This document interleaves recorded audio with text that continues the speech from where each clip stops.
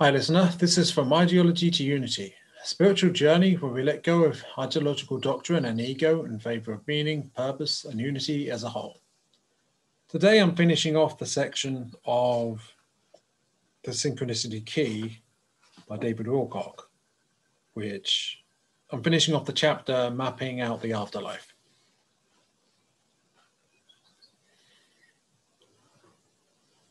Stage 9, Preparation and Embarkation.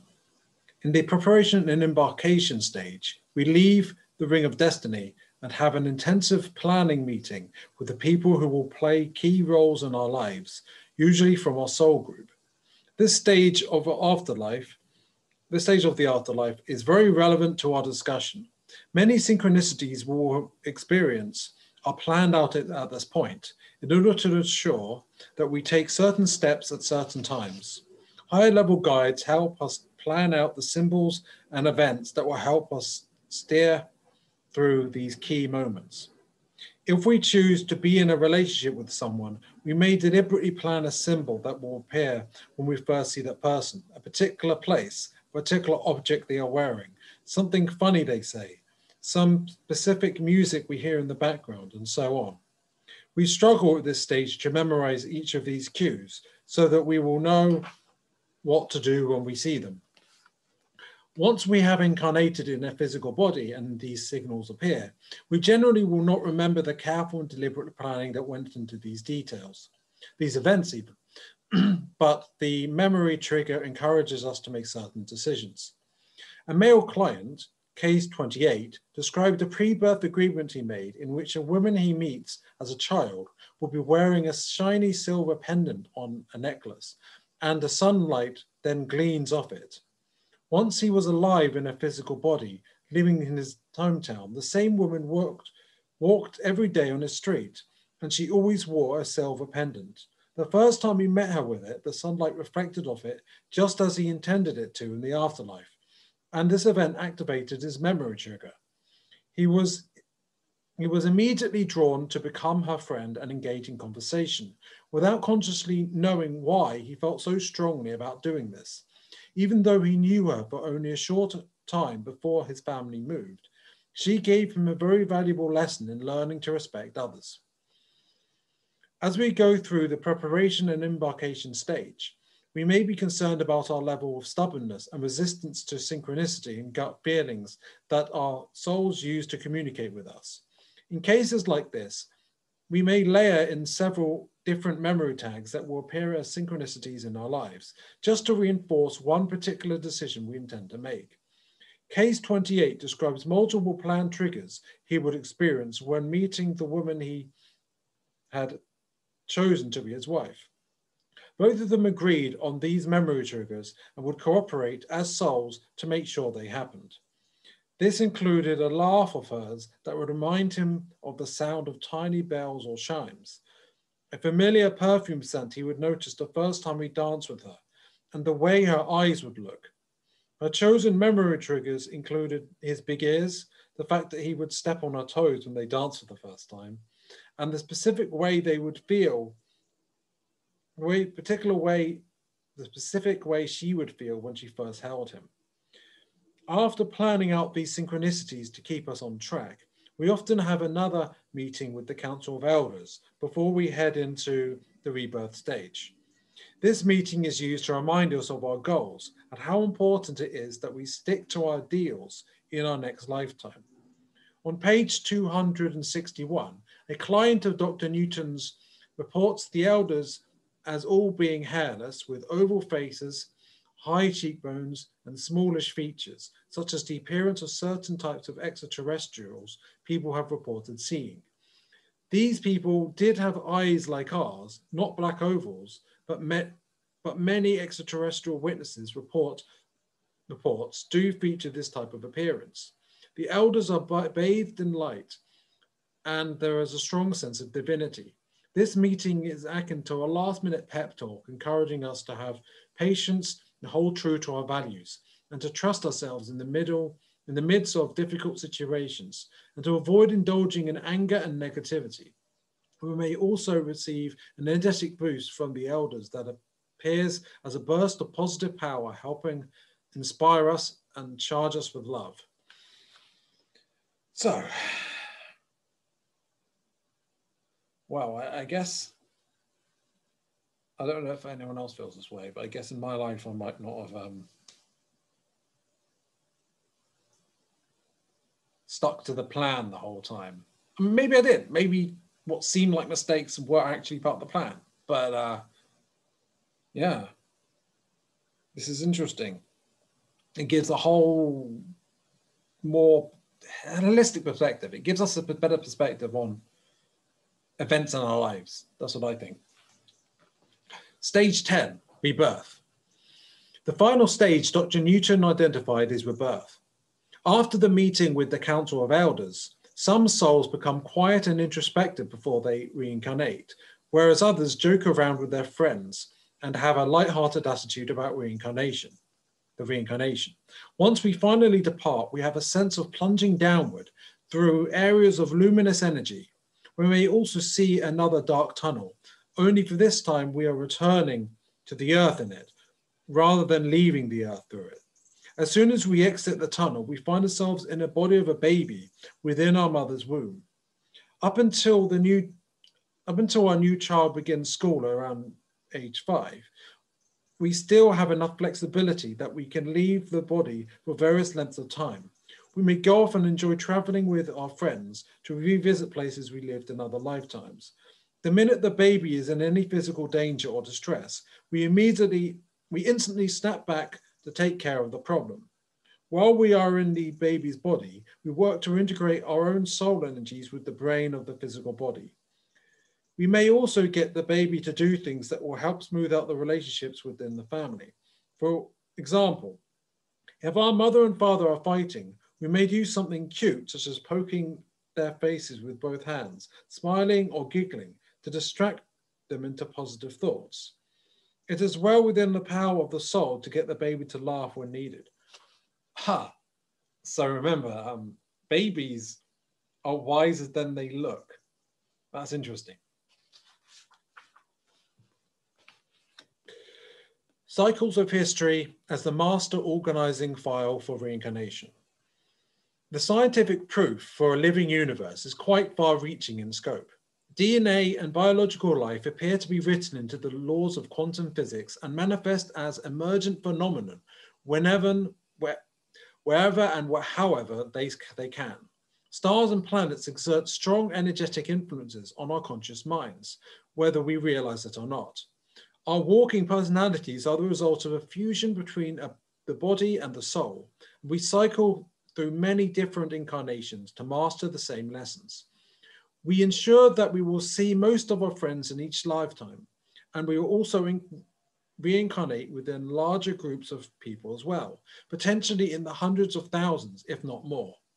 We may well be tied to them through common bonds of karma, and we need to keep moving through the ups and downs, the highs and lows, the triumphs and disasters of life. Within these secondary groups, we keep repeating the same experiences until we choose, as a collective, to make more loving and positive choices. Our experiences are organized into extremely precise time cycles, as we will explore in part 3. We've all heard the saying that history repeats itself, but until I encountered this incredible body of data, and did far more research on it myself to see if it was really true, I had no idea how structured our experiences really are. Global events seem completely random, formed by an impossibly complex array of factors. However, it turns out that all the experiences we go through from lifetime to lifetime are being guided by a hidden template of spiritual evolution known as a hero's journey. In the Law of One series, these experiences are called the archetypal mind, which represents the personality of the galaxy. The fourth and final book of the Law of One series is almost entirely dedicated to studying this galactic mind. 90.14. The archetypal mind is part of the mind which informs all experience. Please recall our earlier definition of the archetypal mind as a repository of those refinements of the cosmic or all mind made by this particular logos, our Milky Way galaxy, and particular only to this logos. Thus, the archetypal mind may be seen as one of the roots of the mind, not the deepest, but certainly the most informative in some ways. The other root of mind to be recalled is that racial or planetary mind, which also informs the conceptualizations of each entity to some degree. Each logos, galaxy, desires to create a more eloquent expression of experience of the creator by the creator. The archetypal mind is intended to heighten this ability to express the creator in patterns more like the fan peacock's tail, each facet of the creator vivid, upright, and shining with articulated beauty. This epic story is written into every movie and television show in existence, and I soon found out, through a great deal of pain and suffering, that you can't even write a Hollywood screenplay that sells out without studying it extensively. So that's the end of the chapter. That you can't write a Hollywood screenplay without that. So, yeah. So that's the afterlife, as David Wilcock puts it. So, what do I think of that?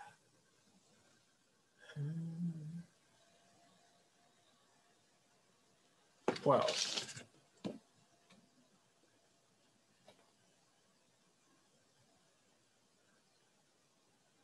so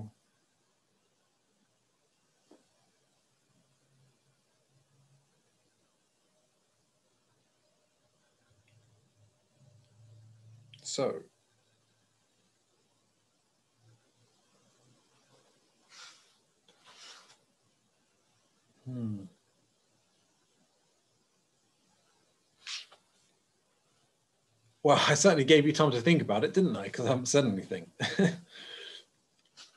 But yeah, I mean, that's fascinating because I wonder if it triggered any memories. Because I don't know. I don't know if what I pictured in my head as I read it, how much of that was imagination and how much of that was memory, right?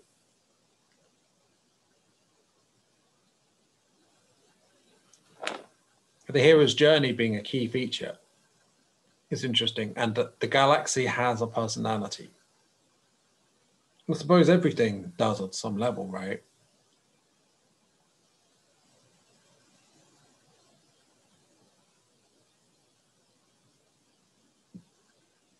I wonder if different galaxies are in different levels of 7 different levels corresponding in an analogous way to densities or chakras as well.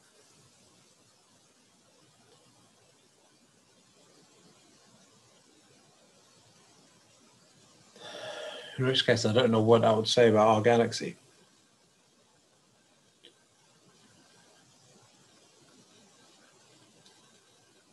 So if the hero's journey is what we experience in this galaxy, it's just the hero's journey isn't always the personality that a galaxy has. Well, I'm not sure if there's a need for us to explore like other galactic personalities, at least not at this stage, kind of jumping the gun. But there I am talking about different octaves, so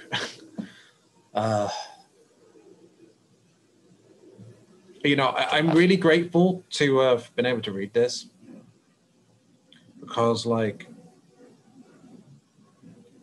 a lot of us go through our lives without knowing this stuff.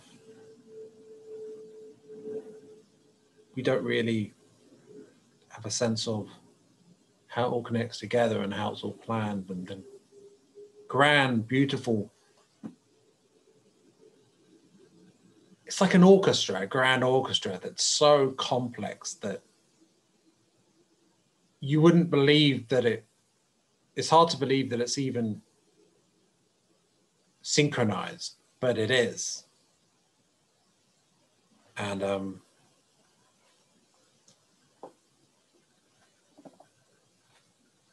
It's all connected. Everything.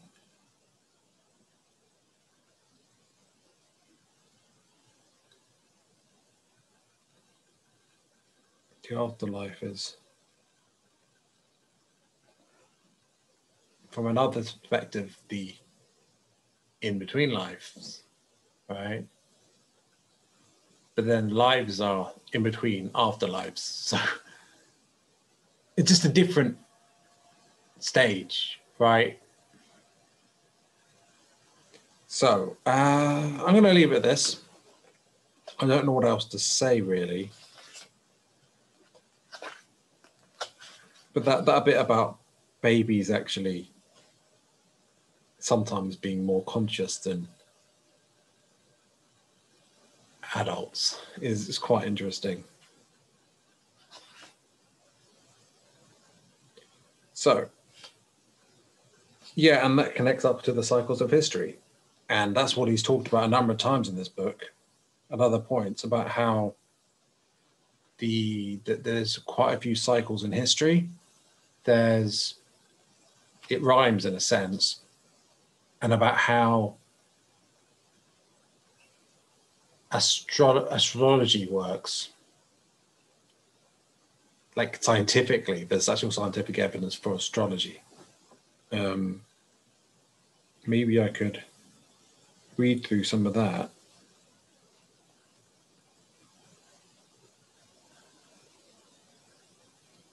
This is on the what is synchronicity stage. Although, there's certainly Carl Jung talked about synchronicity, and they seem to be referring to, he did partly source Carl Jung himself when he dealt with it, but he was actually, because there is actually surprising evidence for synchronicity, things being synchronized in a way that seems causal, like causal coincidences, which aren't really coincidences. So, in fact, I could read through the book Synchronicity, could do readings of that, because it's not that long, so I definitely could do that. I've read it before, but I might get new things from it, so I'll definitely consider doing that. Yeah, so I think I'll leave it at this for now. I hope you enjoyed it, and yeah, have a nice day.